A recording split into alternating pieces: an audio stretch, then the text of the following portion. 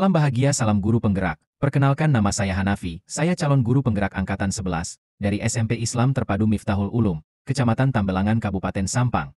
Pada kesempatan kali ini saya akan mempersembahkan karya saya tentang demonstrasi kontekstual pendidikan Ki Hajar Dewantara dalam bentuk komik berkedip. Selamat menyaksikan. Assalamualaikum Pak Hanafi. Boleh saya berdiskusi sebentar Pak? Waalaikumsalam. Tentu boleh Pak Jun, silakan. Oke Bapak, terima kasih atas waktunya.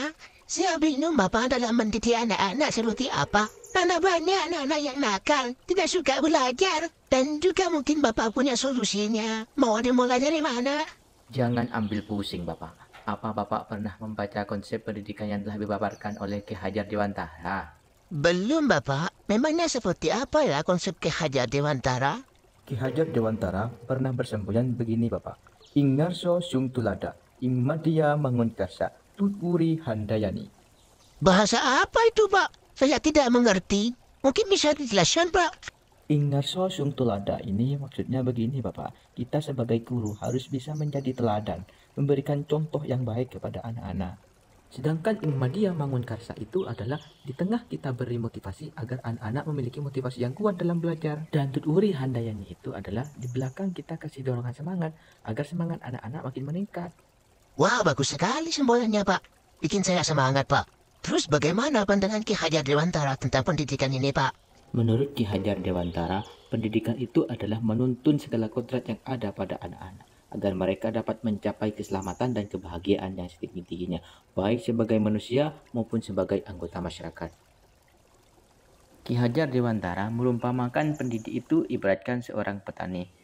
Misalnya, seorang petani yang menanam padi hanya dapat menuntun tumbuhnya padi. Ia tidak dapat memperbaiki kondisi tanah, memelihara tanaman padi, memberi pupuk dan air dan semacamnya.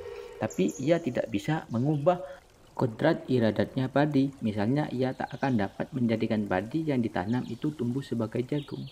Menurut Ki Hajar Dewantara, pendidikan itu juga harus berhubungan dengan keadaan kodrat, di mana keadaan kodrat ini dibagi menjadi dua. Yang pertama yaitu kodrat alam dan kedua kodrat zaman. Kodrat alam itu pendidikan harus berkaitan dengan tempat dan alam di mana kita itu berada.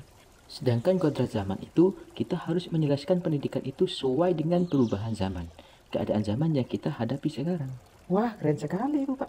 Terus prinsip apa Pak yang bisa kita lakukan agar kita bisa melakukan perubahan di sekolah kita?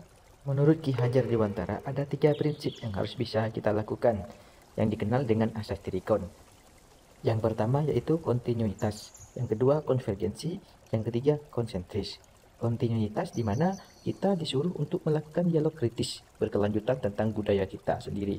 Yang kedua yaitu konvergensi, yaitu pendidikan harus memanusiakan manusia. Kita harus melatih anak-anak kita untuk memanusiakan manusia.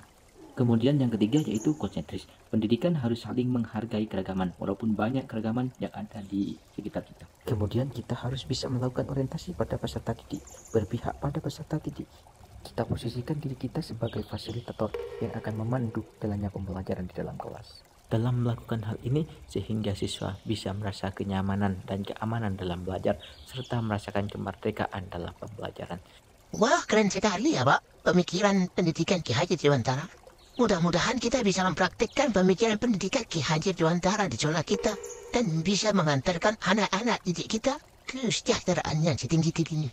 Terima kasih ya Pak Hanafi atas waktunya.